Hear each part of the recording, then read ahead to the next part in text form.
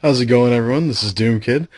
I have a reasonably large collection of bootleg Famicom games. These are the Japanese, Chinese, and Russian equivalent to NES games. I have a pretty large classic game collection overall within these three boxes here of NES, Famicom, Super Nintendo, Genesis, N64, and I've got a bunch of portable games as well. But for this video, I wanted to focus on the pirated Famicom games. I've got two honeybees here. One of them's boxed in good condition. The other one's a little bit beaten up. But they allow you to play the Famicom games on your NES, which is great. They're quite rare, so I'm lucky to own two, especially one with a box. And the actual games, though, are what are really interesting. A lot of these are backports of Sega Genesis and Super Nintendo games to the Famicom, just catering to the market in Russia and other Eastern European areas where they didn't really have access to Super Famicom, and the Genesis was quite expensive relative to the Famicom or Dendy or other. It had many different names, but at the end of the day, they're all Famicom games. One of them, I've laid them out in a somewhat chronological order here. They hopefully don't fall over throughout the video. But I wanted to start off with some of the fighting games. One of the oldest ones that's actually worthwhile that I own here is Master Fighter 2. It's a backport of Street Fighter 2, although it only has 4 characters. It's a decent port of the game for NES standards, but it's a little bit choppy to play.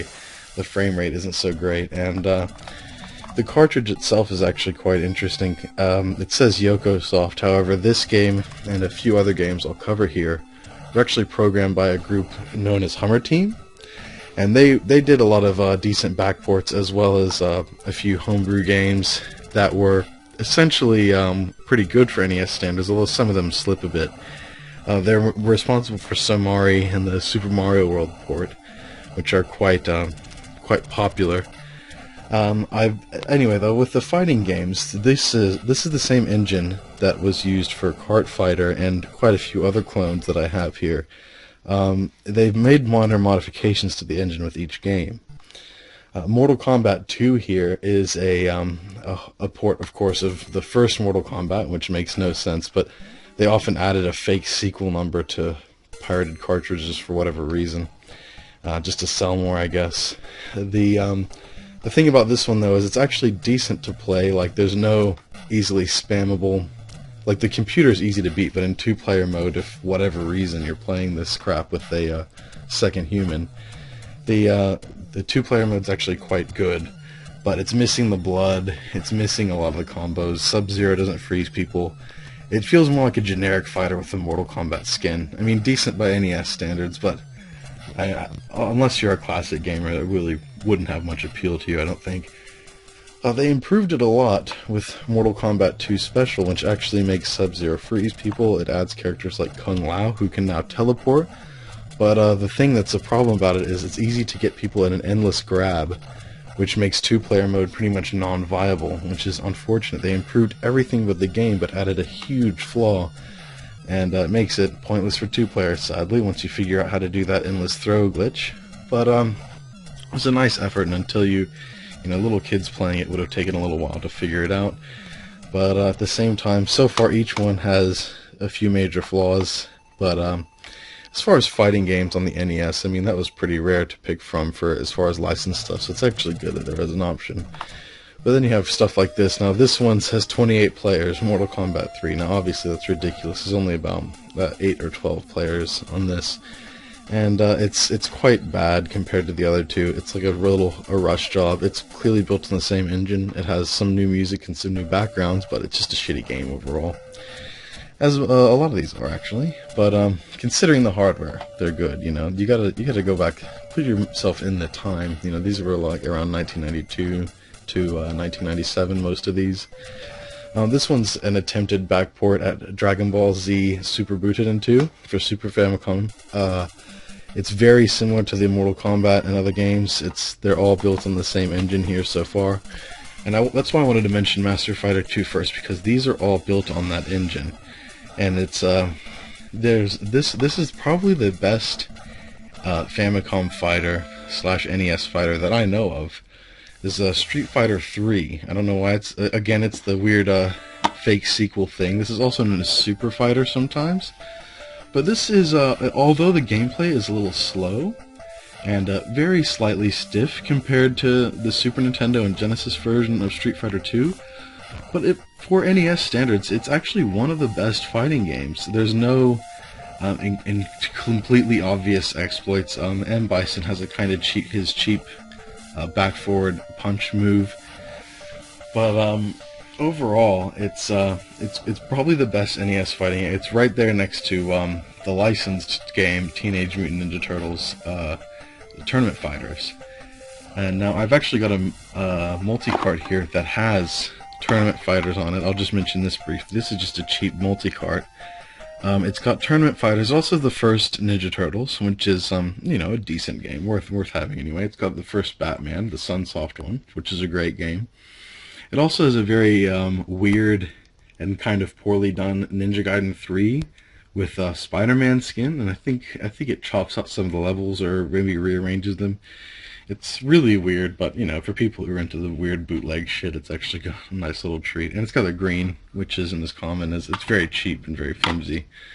One thing I've actually noticed overall is the yellow and green carts are incredibly cheap and flimsy, and the black carts seem to be older and actually feel almost, not quite, but almost as good as official Famicom games. They're nice and solid, and you feel like you could drop them without them shattering, whereas the ones that are yellow and other colors tend to be quite cheap. Anything that's manufactured after the 90s, as far as bootlegs go, is going to feel that way. So if you've got these sturdy old black or sometimes dark blue carts, you've got slightly rarer ones, and I recommend holding on to them because they'll actually last quite well. This one's Aladdin. This is a Super Game port of Aladdin, and the thing about this one is it's a decent port of the Genesis version. It's a little bit flawed, but it's definitely better than the official Virgin port to NES, which was based off the Game Boy version. I'd say this is about on par with the Game Boy version in terms of a good port of the Aladdin game, whereas the official NES version one is terrible. This Aladdin, however, is a back port of the Super Nintendo edition, the Capcom one. This is really good. It's missing a little bit of content, but really not. I would say it's got about 80% of the original content. And it's quite impressive for an NES game overall. I mean, it's a few little bits of polish away from feeling like something that Capcom themselves would make, and I'm not exaggerating here. I think a lot of people will agree this is quite a good game.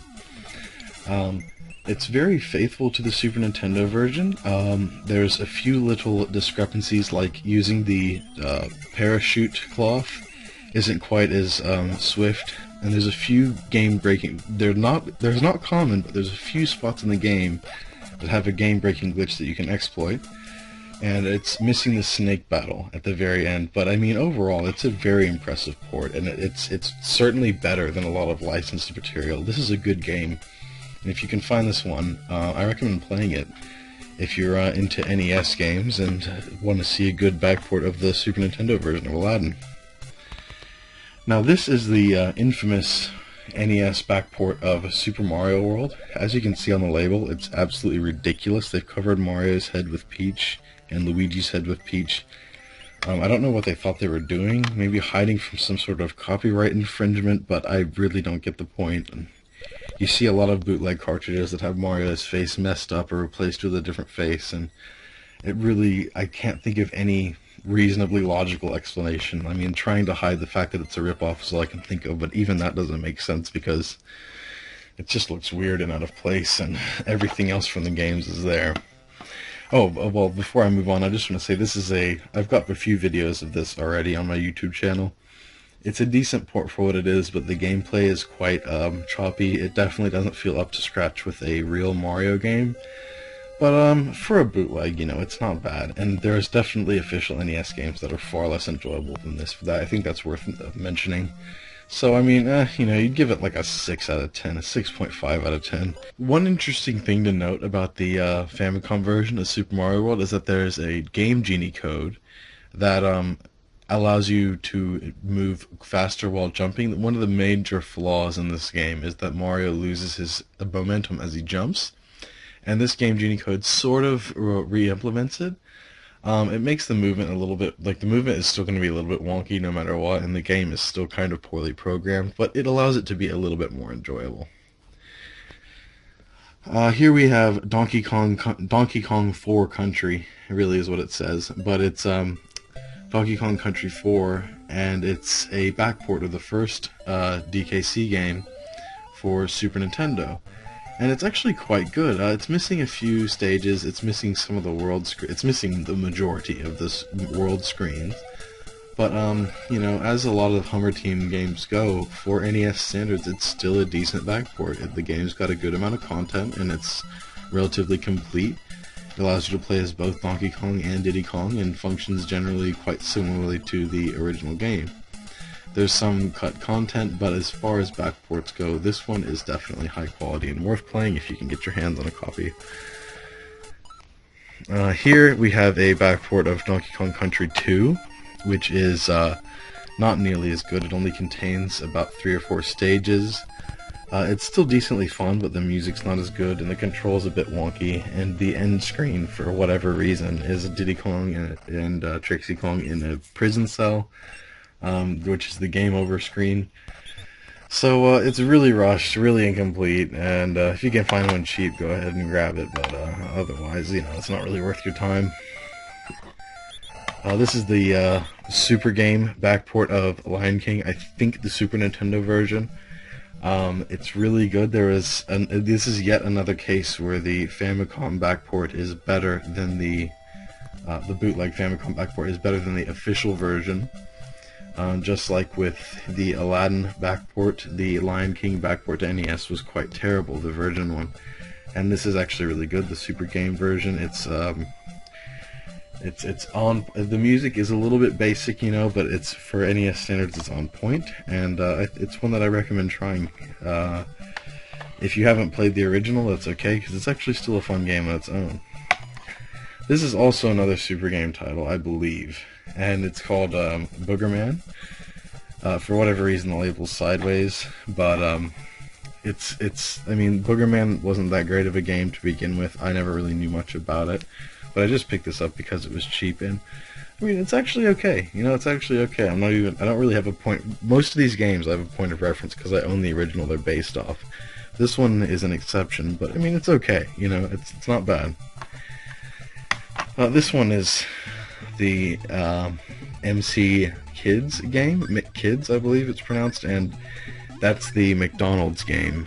And that one basically has Mario, not Mario, sorry, you have the little kids that you play. This version here hacks it to add Mario in.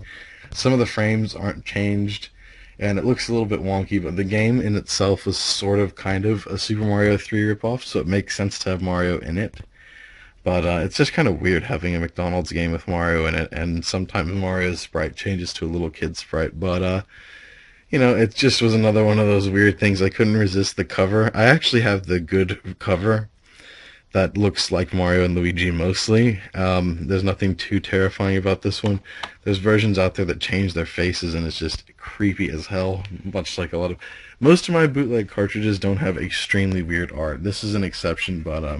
most of them actually look quite tame, which is a good thing. Some of them out there are nightmare fuel that you guys might Google weird bootleg Famicom labels, and you will see a lot of strange nightmare fuel.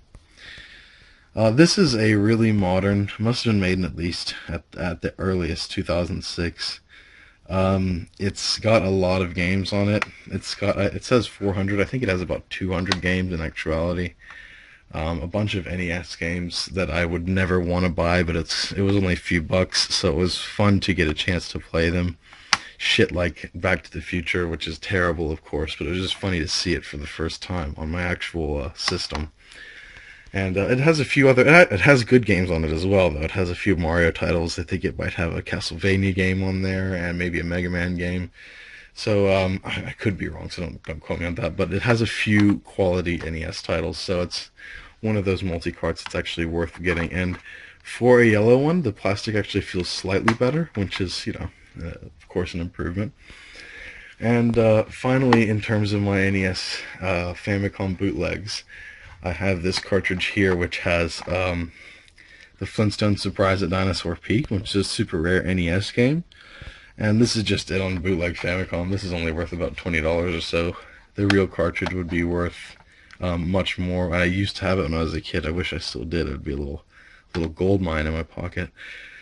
But it was nice to have this to get it back in a way so I could at least play it on my NES, because it's actually a pretty good game. It's surprisingly playable. The rest of the stuff on here is absolutely generic. There's a Street Fighter game here that's not all that great, but it's a good multi-card. And overall, I think this collection of bootleg games is pretty interesting, and I'm glad I own them, even though some of them are quite shoddy. Just an interesting little piece for my classic gaming collection, and I wanted to share it with you guys. So I hope you enjoyed. Thanks for watching.